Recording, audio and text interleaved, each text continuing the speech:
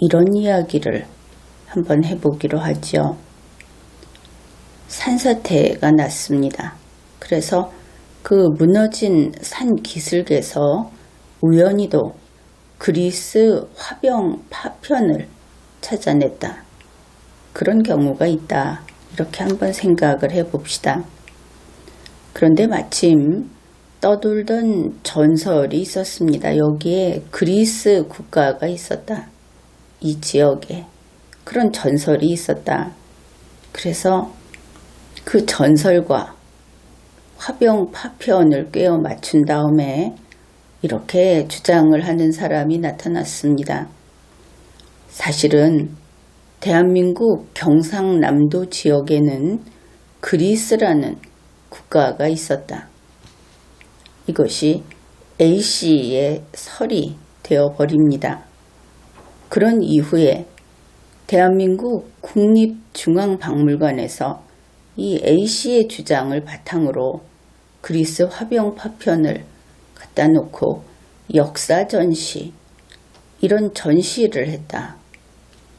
그렇게 되면 이것을 어떻게 평가를 해야 할 것인가? 만일 이런 일이 벌어진다면 그런 국가는, 그런 대한민국은 더 이상 국가도 아니다. 그렇게 이야기를 해야 할 겁니다. 이런 식으로 되었다 하면은 큰일 났다고 느껴야 한다 하는 뜻이죠. 그런데 우리나라에서 바로 그런 일이 벌어지고 있습니다. 2019년 12월 3일부터 2020년 3월 1일까지 국립중앙박물관에서 특별 전시를 합니다. 그 명칭은 가야 본성, 칼과 현, 이런 것이고 이미 시작되었습니다. 이 특별 전시를 하루 앞두고 12월 2일에 배기동 국립중앙박물관장이 언론 공개회라는 것을 했습니다.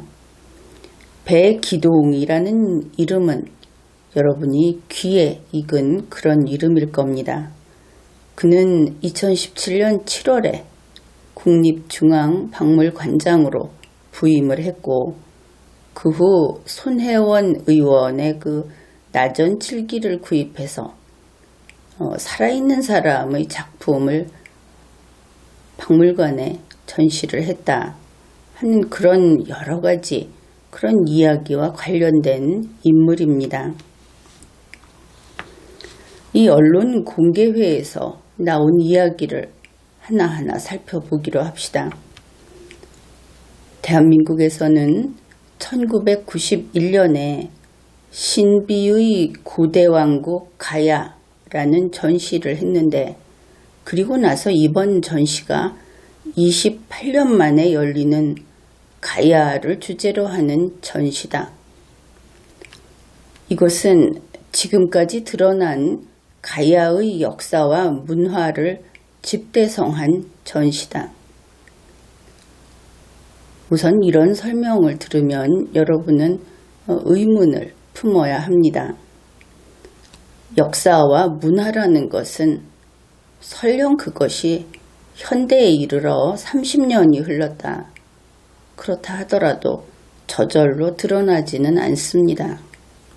산사태가 나서 거기에 묻혀있던 화병 파편이 드러나는 것처럼 그렇게 역사라는 것이 어느 날 드러나는 것은 아니죠. 애초에 이런 설명 자체가 문외한의 설명이다 하는 것을 알아차려야 하는 겁니다. 설명은 조금 더 이어집니다. 1991년부터 한 세대를 지나는 동안 비약적으로 늘어난 가야 유적 발굴과 고고학 연구 성과를 토대로 가야 역사의 역사적 의미를 한눈에 조망하는 자리다. 이번 전시가 그렇다는 겁니다. 이 내용은 서울신문 12월 2일자를 참조하면 되겠습니다. 일단 여기까지 들으면 무엇인가 비전문적이기는 하지만 거창하다. 그런 느낌이 들지요. 이 전시가 시작되고 나서 학계에서 비판이 쏟아지고 있습니다. 문재인 대통령이 국정과제로 내세운 가야사 복원에 코드를 맞추려다 대참사가 빚어졌다.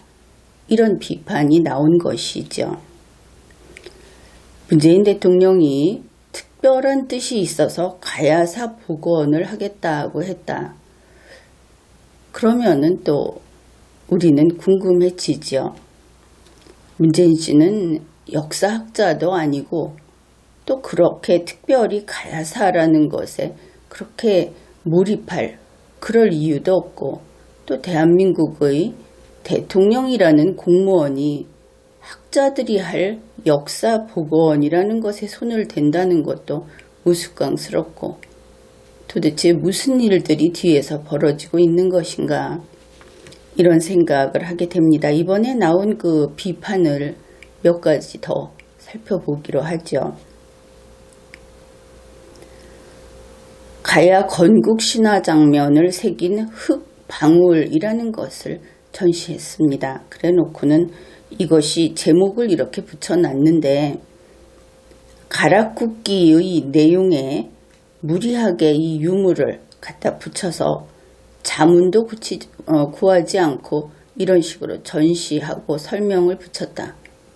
문제가 있다 하는 것이죠. 그 다음에 또 우리가 그 김정숙 여사하고 관련해서 좀 이전에도 이야기가 있었던 바로 허황옥 그 이야기입니다. 서울신문이 소개한 바에 따르면은 허황옥하고 관련된 파사석탑이라는 것이 있는데 이것이 김해 야외에 있었던 거라고 합니다. 그것을 이번에 실내 전시장으로 옮겨왔다 그러는데 삼국유사에 따르면 허황옥이 무서운 파도를 잠재우려고 돌을 배에 싣고 왔다고 기록되어 있는데 그것이 파사석탑이라고 하는 것이죠. 아유타국에서 싣고 왔다는 탑이 파사석탑이라는 것이고 허황옥이라는 인물은 수로왕의 비라고 합니다. 아내 정도로 이해를 하면 되겠습니다. 그런데 이 파사석탑을 전시장에 놓고 그 전시의 벽면에 다음과 같은 설명을 붙여 놓았다고 합니다. 수로는 아유타국 공주 허황옥과 혼인을 합니다. 이 만남은 기록으로 남은 최초의 국제 결혼이자 다문화 가족의 시작입니다. 이런 설명을 붙여 놓았는데 허황옥은 실존 인물이 아니고 설화 속의 인물입니다. 국제결혼이니 다문화 가족이니 하는 요즘의 개념과 기록으로 남은 최초의 사건이다.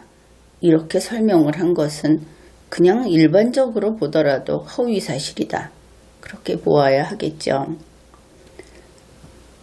그러니 국립중앙박물관이 신화나 설화를 역사적 사실이다 하고 전시를 한 것이 됩니다. 그리고 이것을 가지고 국립박물관이 가장 하지 말아야 할 짓을 저질렀다. 이런 관계 분야에 있는 전문가들의 말이 조선일보 12월 6일자에 실렸습니다. 그뿐 아니라 학계에서 이것은 가야 유물이라고 볼 수 없다 하는 이런 논란이 있거나 아니면은 아직 검증도 안 된 그런 유물까지 가야 유물이다 하고 전시하고 있습니다.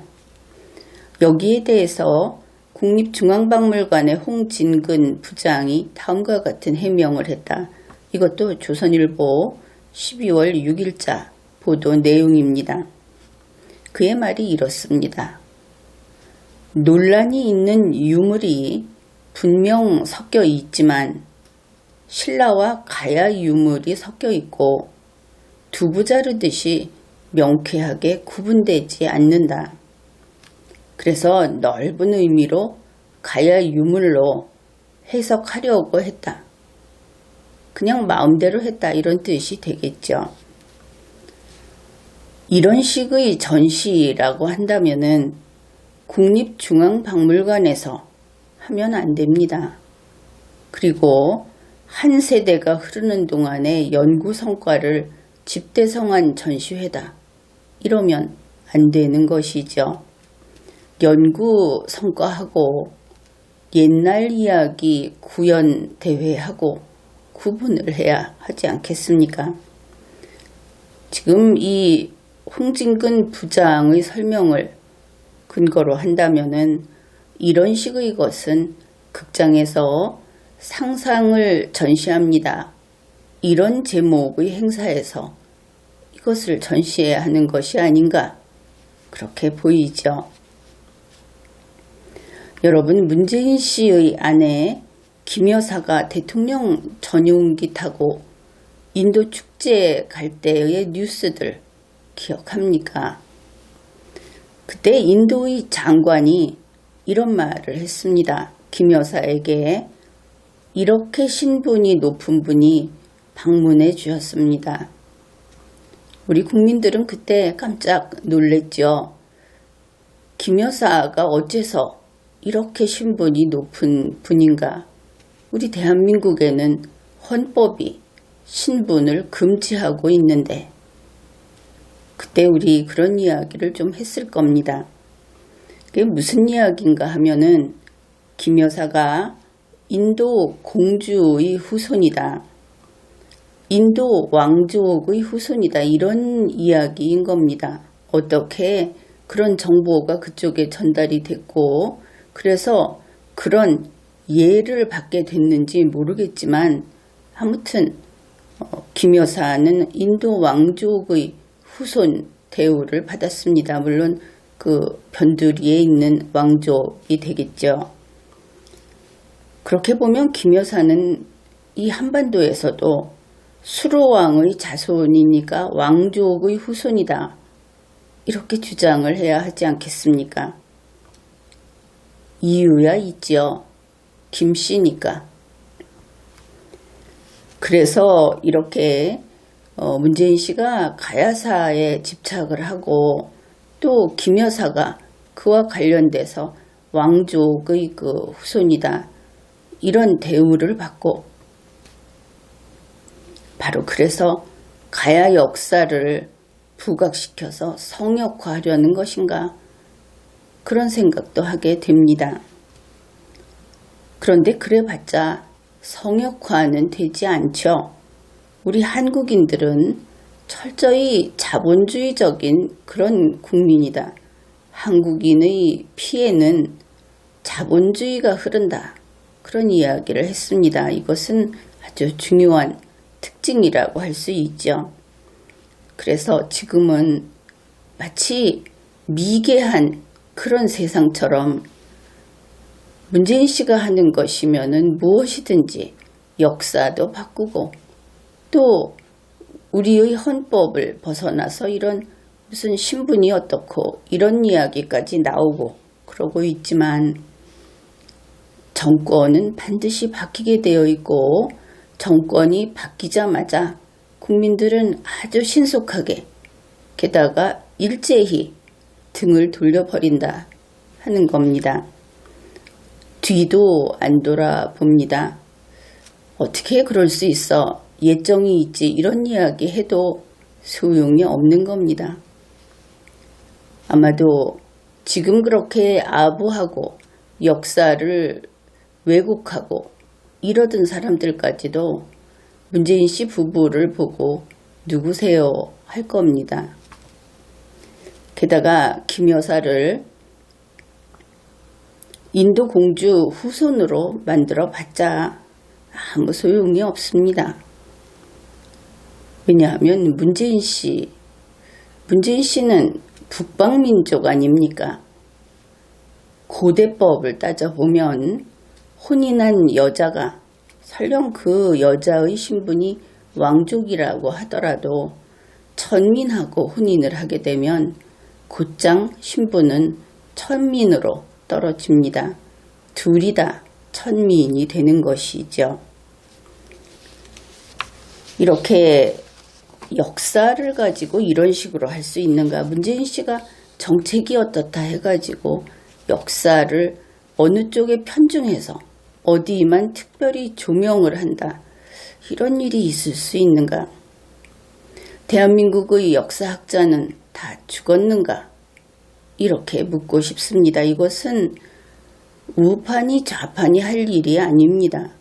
좌파가 됐든 우파가 됐든 학자는 먼저 학문을 하는 것이죠. 지금 이런 일을 그냥 방치하면 대한민국은 그냥 돈만 없어서 가난해지는 것이 아니고 정신이 나간 다시 재개할 수 없는 상황으로 무너지게 됩니다. 일단 문재인 씨가 하고 있는 이 모든 일은 대한민국이 망조가 들 대로 들었다. 이렇게 표현을 할 수 있습니다. 지금과 같이 학문의 뿌리가 썩고 학자들이 돈과 권력의 하인이 되는, 그래서 정신이 소멸해가는 이 시대는 결국 우리 논리적인 능력을 지니고 있는 국민이 붙잡아 세워야 하는 겁니다. 이것은 4년, 5년의 세월이 지나면 정권은 바뀌고 국회의원은 바뀌지만 이와 같은 학문, 인간의 정신, 이것은 순식간에 무너지고 다시 세우는데 수백 년이 걸리는 그런 일입니다. 역사라는 것은 그렇게 취미거리처럼 주물럭거리는 그런 것이 될 수 없죠. 국민 여러분이 지금 보면 소소한 일로 나는 A씨를 지지한다. 그래서 A씨를 지지하지 않는 모든 사람을 적으로 삼고 덤벼듭니다. 그거 다 헛된 일입니다. 나는 B 정당을 지지한다. 그래서 똑같은 짓을 하죠. 그거 역시 다 헛된 일입니다. 우리가 이 시대를 살아가는 주인으로서 대한민국의 정신이 소멸되는 이것을 기필코 막아야 하는 것이죠. 무엇이 옳은가 하는 것은 분명하게 있습니다. 그것을 함께 지켜나갑시다. 지금까지 리걸마인드 연구소였습니다.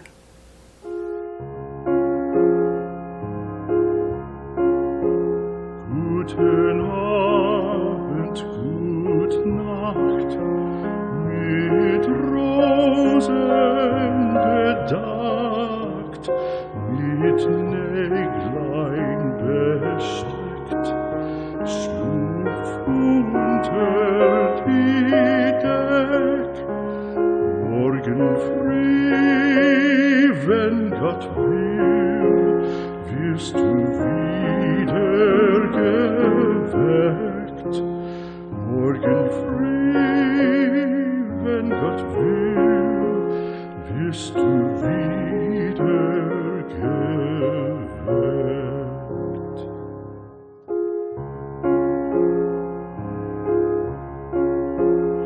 Guten Abend, gute Nacht, von Englein bewacht, die zeigen im Traum dir Christkindleins Baum. Schlaf nun selig